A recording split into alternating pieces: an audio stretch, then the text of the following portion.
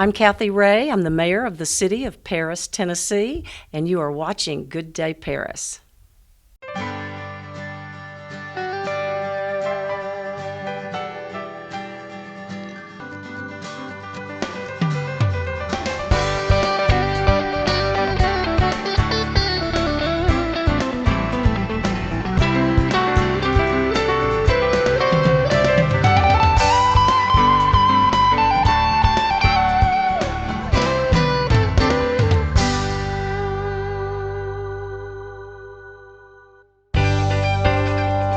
Hi, welcome to Good Day Paris. I'm your host, Terry Keel.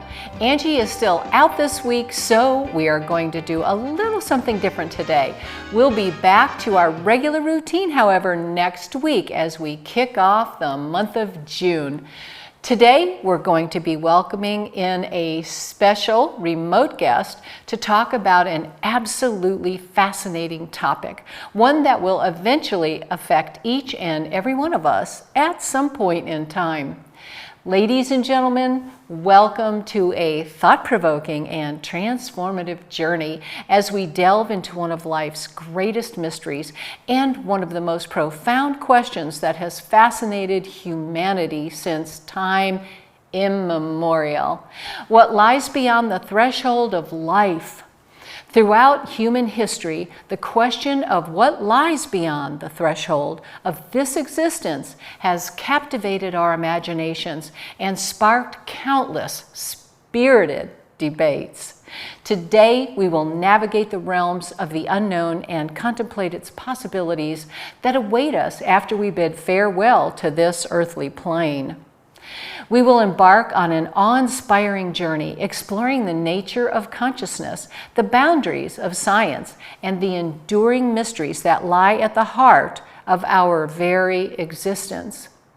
Today, we have the immense pleasure of delving deep into the profound subject of life after death with our esteemed guest and renowned neurosurgeon, Dr. Eben Alexander, who brings with him a wealth of knowledge and personal experience. Dr. Alexander has dedicated his life's work to unraveling the intricacies of consciousness and expanding our understanding of the afterlife. With his groundbreaking research and extraordinary personal journey, he has shattered preconceptions and offered a unique perspective on what awaits us beyond the physical realm. As a neurosurgeon, Dr. Alexander's scientific background has endowed him with deep understanding of the human brain and its functions. A graduate of the University of North Carolina at Chapel Hill, Dr. Alexander received his medical degree from Duke University School of Medicine in 1980. He taught neurosurgery at Harvard Medical School in Boston for 15 years and has performed over 4,000 neurosurgical operations. During his academic career, he authored or co-authored over 150 chapters and papers in peer-reviewed journals, authored or edited 5 books on radiosurgery and neurosurgery, and made over 230 presentations at conferences and medical centers around the world. His life took an unexpected turn when he encountered a near-death experience that defied everything he had previously believed. Through his remarkable journey, Dr. Alexander transcended the confines of medical science and ventured into the extraordinary realm of consciousness beyond the body.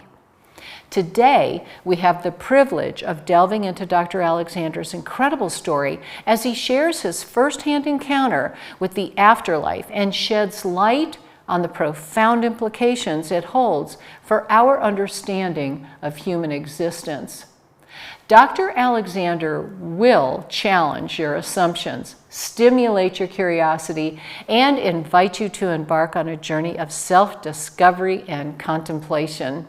So fasten your seatbelts and open your minds to a show that will take you beyond the veil of this mortal existence. Prepare to be enlightened, intrigued, and inspired as we embark on a remarkable exploration of life after death. with the extraordinary Dr. Eben Alexander. Welcome, Dr. Alexander. So privileged to have you here with us today. Well, thank you very much. It's my pleasure. Thank you very much for asking me on. Yes, and I've got a lot of questions. I don't even know where to start.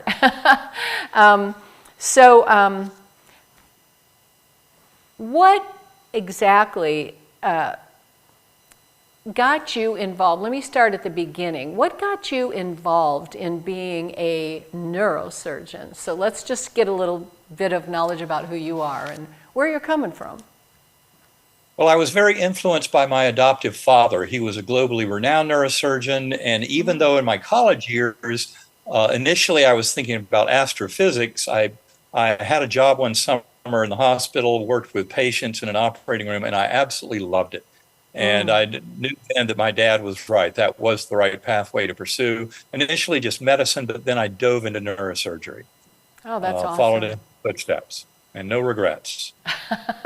Yeah, I understand that. Helping people and doing what you can, and with your hands. I mean, what a gift, what a talent. Yeah, Yeah. It's a beautiful field, and I've never regretted my decades spent working in neurosurgery.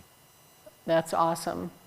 I had a little bit of medical in my background as well, and I've done some surgery on the mandibles in dentistry. So Okay. I know a very little bit about what your life is like. So anyway, you've been on just about every single TV program on the planet. Dr. Oz, Oprah Winfrey, ABC's 2020 and Good Morning America, Fox's TV, Fox and Friends, Discovery Channel, and the Biography Channel. So, I mean, you have been on everything. And now, Good Day Paris, we welcome you. And it's just such an honor to have you here. I would like to ask you a little bit about your story and give you some time to let the viewers know just exactly what you experienced. And let me ask you first, though, what were your spiritual beliefs before all of this happened? Well, I'd spent much of my life wanting to believe what my father believed so readily. I mean, he was very scientific, as a world leader in neurosurgery, neuroscience, et cetera. But he had a very strong belief in God, and there was never any doubt in his mind. The science never presented a doubt. And yet, I grew up, like many in the 60s and 70s, thinking science is a pathway to truth, and I made the mistake of thinking that science led us away from a belief in God. But in fact, a quantum-informed science leads us directly to a realization that God can be a very real part of our lives, and certainly is not limited or restricted in any way by our modern scientific beliefs and understanding. Right. So tell us then a little bit about your story and what brought this on. I mean, how does one even get, what was that you had? I think... Well, it was gram-negative bacterial meningoencephalitis. Yes. And we never figured out how I got it. But the fact of the matter is, November 10th, 2008, I woke up with severe back pain, headache. Within a few hours, I was having grand mal seizures that were unbreakable, epileptic fits. And I was taken to the hospital, deep coma for 7 days. Yes. They put me on 3 powerful intravenous antibiotics to try and help me, but in fact, I was on a ventilator from day one and in deep trouble. There's a medical case report that confirms and strengthens much of what I said in the book Proof of Heaven and in the follow-up book Living in a Mindful Universe. And that case report was written by 3 doctors not involved in my care, but absolutely astonished by the miraculous recovery. And that's what really gets your attention when you dive into the medical study of some of these near-death experiences. You find that often they are associated with healing that is completely beyond any explanation from our Western medical viewpoint. And that's exactly what I benefited from. And it's important to point out that the evidence for damage to my brain was so extensive based on the case report and what I reported in the book Proof of Heaven, that there was no way that brain could have harbored any kind of dream or hallucination. That's why my case is so important to the scientific community, because it's impossible based on the medical parameters of my case, for me, it would have experienced anything.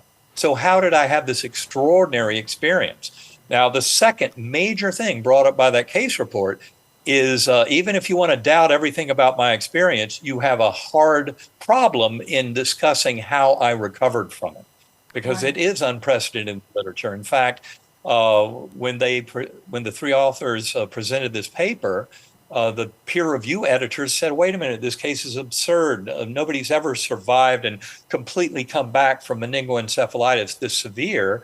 And the fact of the matter is that I did. And the doctors who wrote up the case report said it's because he had a near-death experience that he had this profound survival. And the scientific peer reviewers of the journal said, okay, well, that explains it to us. And they published it September of 2018, Journal of Nervous and Mental Diseases.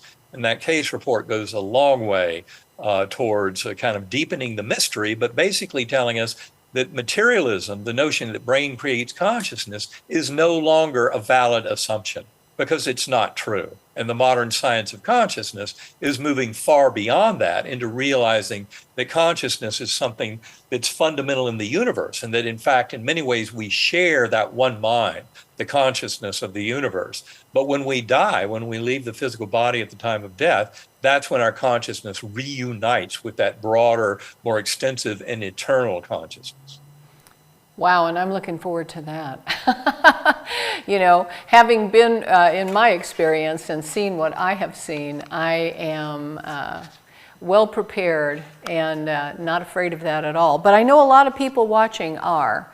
And I also understand that a lot of people don't understand the consciousness portion of this story, because they're kind of in their Christian bubble, or they're in a place where their minds aren't open to receive some of these, I don't want to say newer understandings, but I guess for the person that is evolving, it's a newer understanding of what is out there and what is happening.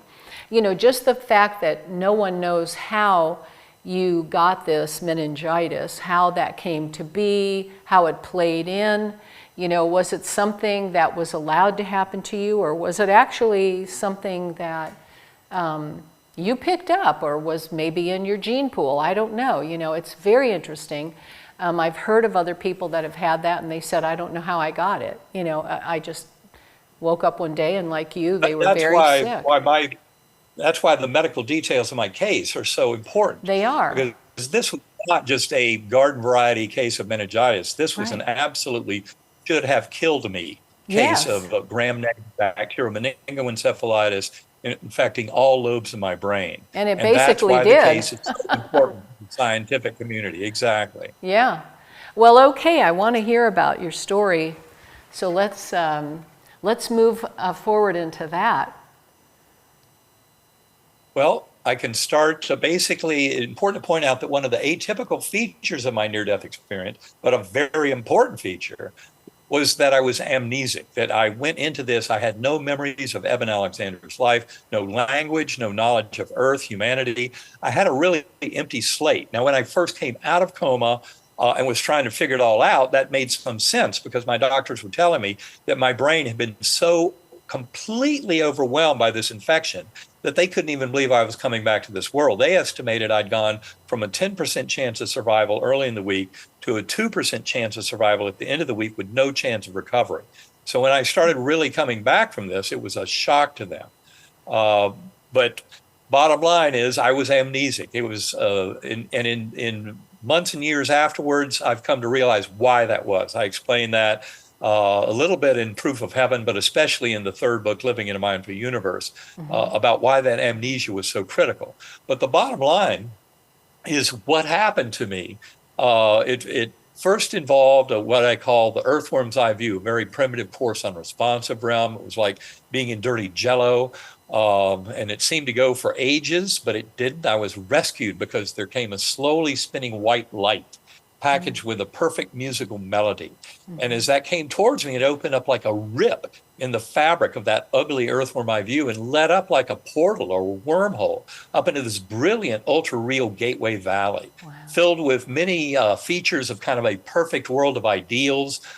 There was this lush valley, forest around, waterfalls and sparkling blue pools, thousands of beings dancing in this meadow. Very lovely scene. And I was witnessing it as a speck of awareness on a butterfly wing. Millions of other butterflies looping and spiraling in vast formations, colors beyond the rainbow. And I remember that I wasn't alone. That was really the best part of this, and witnessing all this incredible fertility in the valley below, everything growing lush, no sign of any death or decay. And witnessing all that with me was this beautiful young woman on the butterfly wing, my spiritual guide, or guardian angel, as I came to call her. And I think her message to me was really the central message of the whole experience. You are deeply loved and cherished forever. You have nothing to fear. You are cared for, because that is a true message for all of us. Yeah. We are all deeply loved by this universe. And that was the message I was getting. And it turns out there's much more to the story. For example, I was put up for adoption when I was 11 days old. So my adoption history has a tremendous amount to do with it. And we can't go into all that now because of time. But the bottom line is this answered some deep questions for me about the universe and my relationship, and about my actually belonging, because there had been much of my life where, because of that adoption history, I'd wondered, do I even deserve to exist? But yes, absolutely, a strong affirmative in this near-death experience. Mm-hmm. Now, in this Gateway Valley, it turns out that there was a soft summer breeze that blew through. That was my first awareness of the divine, of that infinitely loving God force that was all through every bit of it. And I remember from that point on, all of that world collapsing down, the four-dimensional space-time of the material world collapsing down, and then a whole different ordering of causality, of temporal relationships. For example, if you think about it, life reviews, which are often described in NDEs and have been for thousands of years, the life review is really witnessing your life from birth to death, everything in between, all at once. Very important. You're no longer stuck in earth time when you're in those spiritual realms. It's much more of an eternal realm. Yes. And this is why any kind of questions people might have about their loved ones being available to them when they pass over, et cetera, the answer is a very strong yes, that it's our relationships and that binding force of love that is the dominant theme of all of this. Now, in this Gateway Valley, I remember seeing all of that collapsing down, and what was happening is all the joy and festivity down below me, dancing in the meadow, and all of the children playing and dogs jumping, incredible mirth and bliss was being fueled because up above were swooping orbs, angelic choirs, emanating chants, anthems, hymns that would thunder through my awareness, and absolutely just this astonishing vision that I was going through. And what I witnessed was all of that collapsing down. And basically, I entered what I call the core.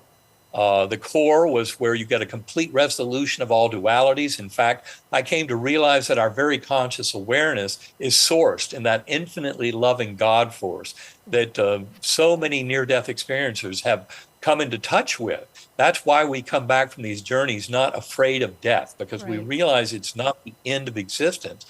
Actually, it's an expansion of our awareness into a much greater kind of higher soul. And I came back from it all realizing that it doesn't matter if you want to call that God force God or Allah, Brahman, Vishnu, Jehovah, Yahweh.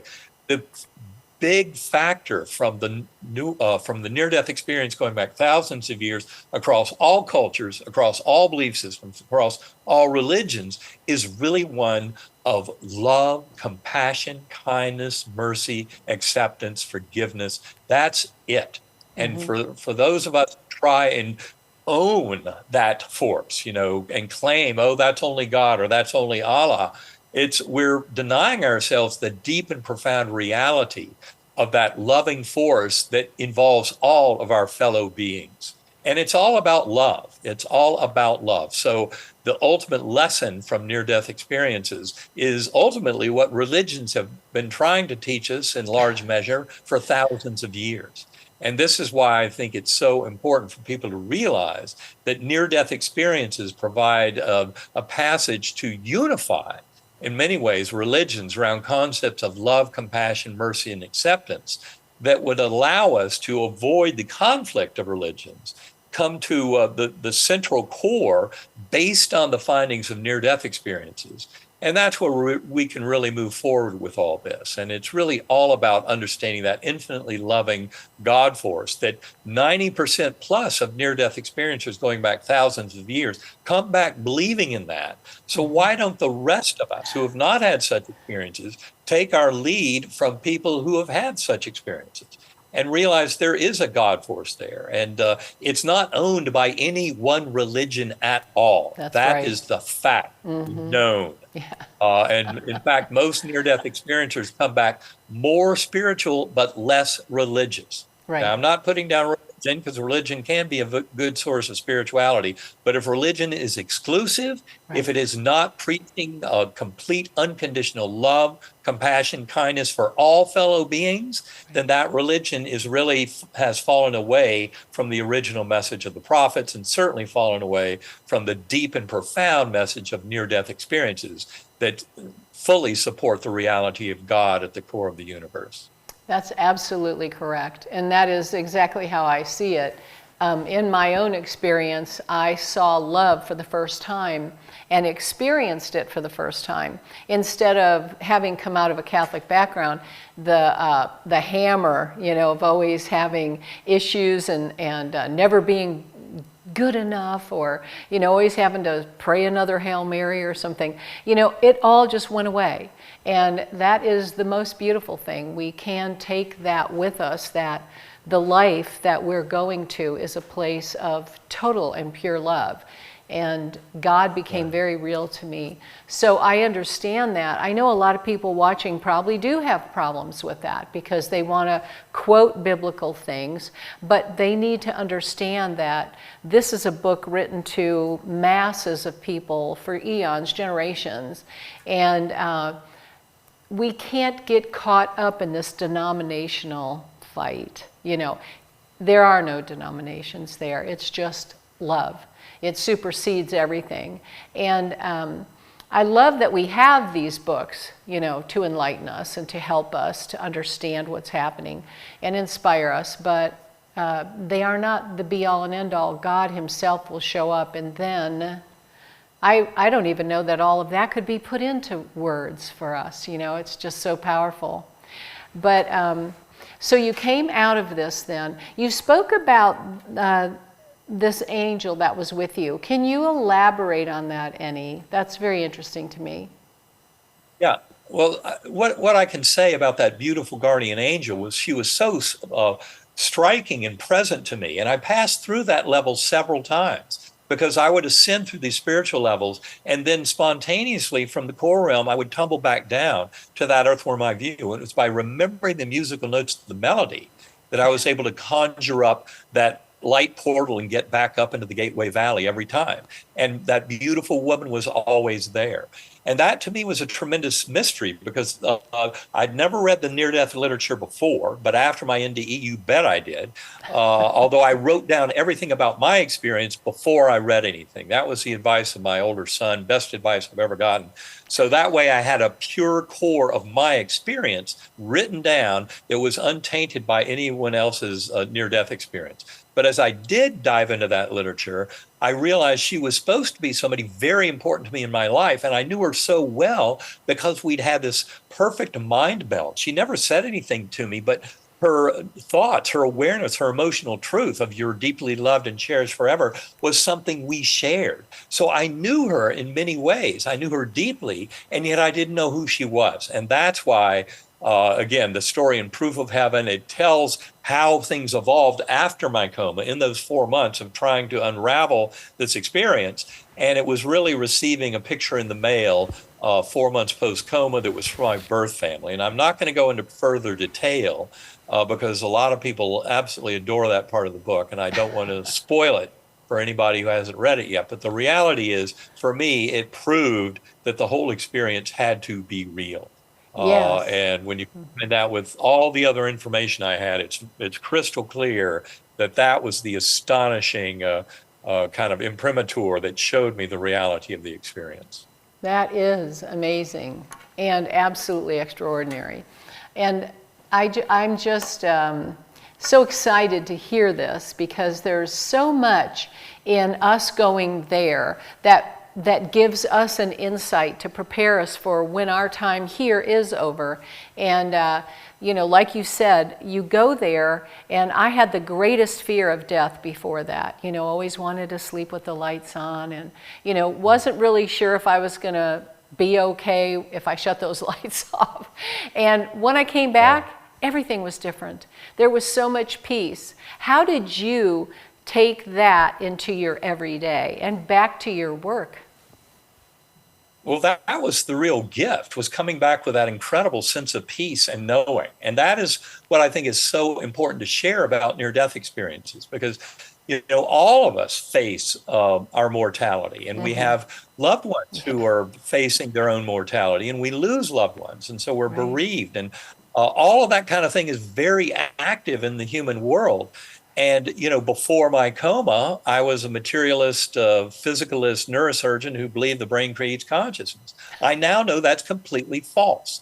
And the evidence that it's false is overwhelming. Yeah. For your viewing audience, I would suggest, if you want to learn a lot more about the scientific proof of the afterlife, go to bigelowinstitute.org, and you will find 29 winning essays there that were for a contest held 2 years ago. And these 29 essays are all by people who have at least 5 years of rigorous scientific research studying the afterlife question.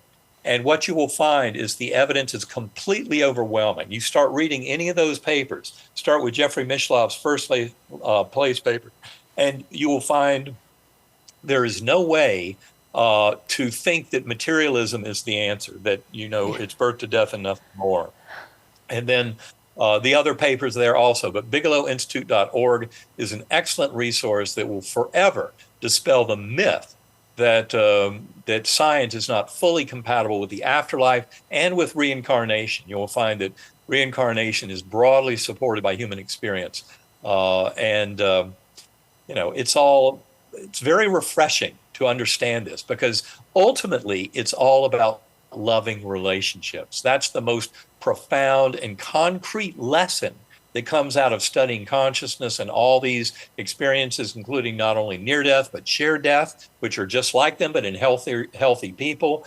You also have after-death communications. You have past life memories in children, suggestive of reincarnation. The group at University of Virginia has studied more than 2,500 such cases, including 1,700 that they say are solved. So in other words, for all of us today in the modern era, the scientific study of consciousness fully opens to the reality of the afterlife and that our souls are eternal. It's all about love. And when our loved ones have left the physical plane, that's not the end of our relationship.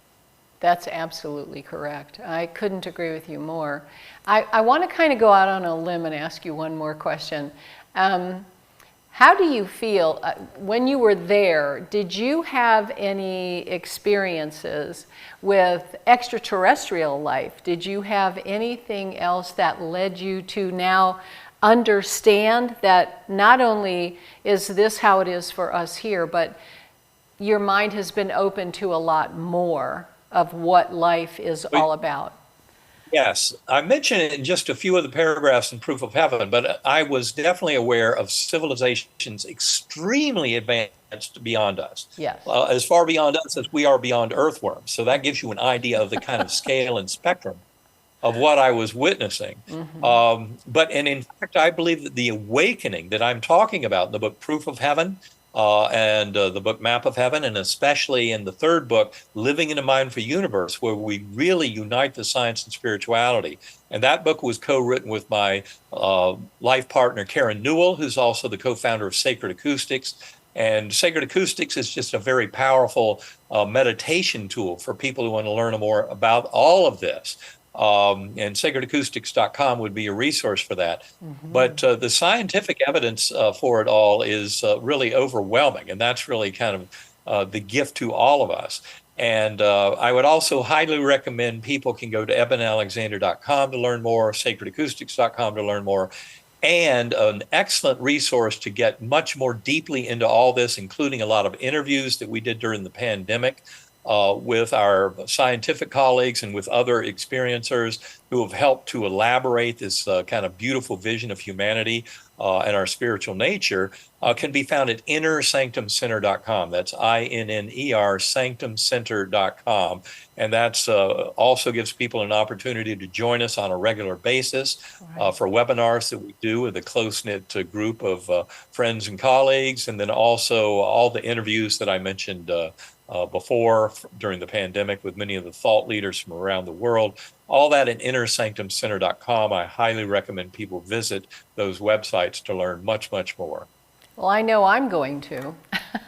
And I'm very interested in reading these books as well, because although this has been around for a while, it's new to me, and each one of us is on our journey. We're all in different places. So our journey is just a day by day, step by step, you know. So it's so interesting for me to learn about all of this, and I will definitely connect.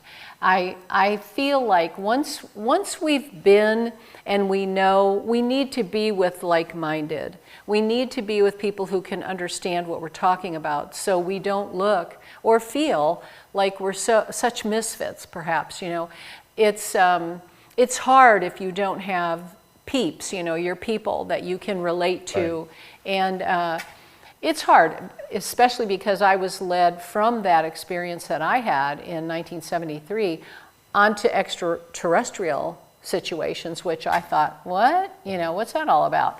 But I questioned God and asked him, why would you allow me to see these things, you know? So people out there who might be listening that have had experiences, you know, NDE, and then also extraterrestrial, I just want to let them know they're not crazy. I get so many emails at people asking, you know, what's going on with me? You know, I don't think, you know, what's happening here? This isn't the norm. Well, that's because the norm is not the reality. They're actually beginning to awaken to the norm. And this is what's so important. And, you know, this year is a real blessing of a year. I think a lot of positive things have happened. I've seen so many people awaken, and so many people are reporting near-death experiences, and especially those who have had any of the extraterrestrials experiences. They're also beginning to say, well, I did have that once, you know. So this is just amazing. I can't thank you enough, Eben, for sharing all this information and giving us all these great resources that we can follow up with. Like I said, I know I will. And well, excellent. And I think people need to understand the most important message is that the scientific world is fully on board with this. Some people think, you know, that near-death experiences and other spiritual experiences are contrary to science. In fact, they're pretty much demanded by the world of quantum physics, that there be a mental aspect of the universe. And that's what we're finding. And it's all around really sharing one mind and that binding force of love. These are the important things. But as people come to realize that science is actually fully on board with understanding of this, that's how the world will change for the better. And that's what I believe is happening with this awakening, because it's part of our joining that cosmic civilization of advanced extraterrestrials, as you are referring to. Right. But we are at this point far too primitive to join such a club. And we need to show that we're a more advanced, wiser society. That means get rid of warfare and all the violence, and let's start letting everyone share in this incredible wisdom around the oneness of mind and the connectedness of consciousness. Because this is something that liberates all of us. It really does. It really does. And I'm just so excited that you've shared all of this with us today. And I look forward to hearing so much more. Are your books all available on Amazon, or do you have to get them through your address? They should be available pretty much everywhere out there, and certainly on Amazon. Okay. I was very, very blessed. Proof of Heaven has been a tremendous bestseller. It's was on the New York Times nonfiction list at #1 position for over 40 weeks, Awesome. published in over 40 languages. And the reason is it struck a chord with people. Yes. Many, many people contacted me because it reminded them of something they had been through. That's the most important thing, because some people thought, oh, the Harvard neurosurgeon has this bizarre experience. Well, so what? Well, guess what? It's because it reflects what millions of other people have also had. And that's where I think Proof of Heaven really has helped to wake up the medical profession, the scientific community to this brilliant and beautiful, refreshing truth about our nature. Yes. You know, yesterday we went to a doctor's appointment for a dermatologist, and it's unbelievable how they're all starting to talk about this, love being the cure for everything, and a healthy mind and positive thinking and overcoming. And it's just so powerful. I left that doctor's appointment with my husband, and I just felt spiritually lifted. This doctor, instead of being, let me write something, he's telling you that, he sees what's happening. He understands. Of course, knowing that we were with Good Day Paris, he wanted to talk about who we were having on. And the minute I mentioned your name, well, it was, 20 minutes, just standing there going back and forth, talking about how awake and how nice this is to have this new understanding of what's happening. So anyway, I want to thank you so much for coming on today. This has been absolutely amazing, very much enlightening. And I hope that we can get you back another time too. Yes. Well, absolutely. In fact, what I'd recommend is we do it with my best half. That is with Karen Newell, my partner. She's the founder of Sacred Acoustics. As I said, I've used Sacred Acoustics daily for the last decade plus to return to my NDE through deep meditation. It's a very powerful technology. So I think it would be best, let's get on again, and let's bring Karen on next time. Absolutely. I look forward to that. We'll have to get that handled right straight away before you leave today. Sounds good. Well, thank you again, and we look forward to hearing from you very soon. Have a good day. All right. Thank you. You too. Bye-bye. Bye-bye. Wow, that was amazing. Really, I mean, he piqued my curiosity about just about everything, and I can't wait to go to all these different places that he suggested. Read his book, The Proof of Heaven, A Neurosurgeon's Journey into the Afterlife, and The Map of Heaven, How Science, Religion, and Ordinary People, just like me and you, are proving the afterlife. And his third book, Living in a Mindful Universe, A Neurosurgeon's Journey into the Heart of Consciousness. You can find Eben Alexander at Facebook, Instagram, and on Twitter. And he mentioned several other things, which we will have down below, his websites and things like that. So please join us again next week. Thank you so much for coming. We can't thank Dr. Alexander enough for coming. This was really interesting. And I know he challenged you and stimulated your curiosity for sure. So we will see you again next week right here, and Angie will be with us. Have a good day, Paris.